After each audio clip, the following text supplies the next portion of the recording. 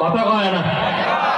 মরবো যেহেতু শহীদের মৃত্যুবরণ করব, কুকুর শিকারের মতন মারতে চাই না, বীরের মতন মরব। অর্ধজাহানের বাদশা ওমর ইবনুল খাত্তাব, আবু লুলু মনে আছে? যে আবু লুলু বর্তমানে আরব আমিরাতের ইন্ধনে সুদানের মুসলমানদের উপর গণহত্যা চালিয়েছে। খবর নাই আপনাকে? কথা কয় না।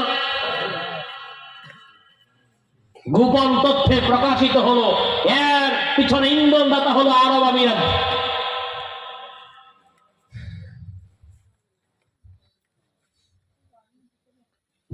আপনি চিন্তা করেছেন? সুদানের ছোট ছোট বাচ্চারা কোরআন মুখস্থ জানে। দেখেন নাই ভিডিও? একটা ছেলেকে মারবে, কোরআন তেলাওয়াত করতেছে। একটা যুবকরে জ্যান্ত বাক্সবন্দি করে তাকে হত্যা করেছে, শহীদ করেছে। এই আবু লুলু অর্ধজাহানের বাদশা ওমর ইবনুল খাত্তাবকে ফজরের নামাজের সময় ছুরি দিয়ে আঘাত করে শহীদ করেছেন।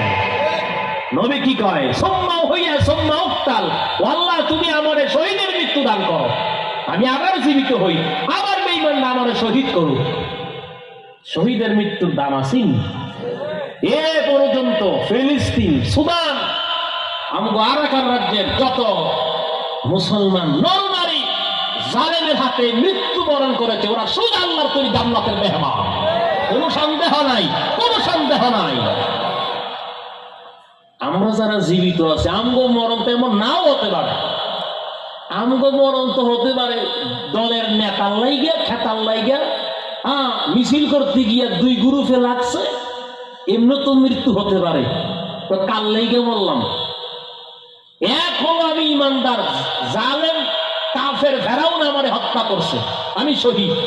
কোনো সন্দেহ আছে? ফেরাউন মিশরের হাজার হাজার দুগ্ধ বাচ্চা জবাই করেছে, সব শহীদ। কথা কোন ঠিক নেই?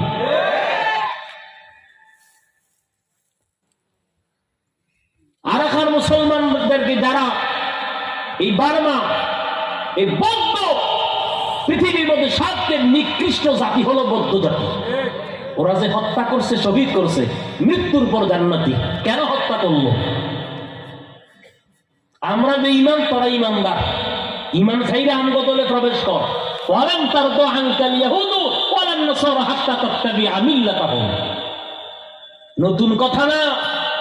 আল্লাহ নবী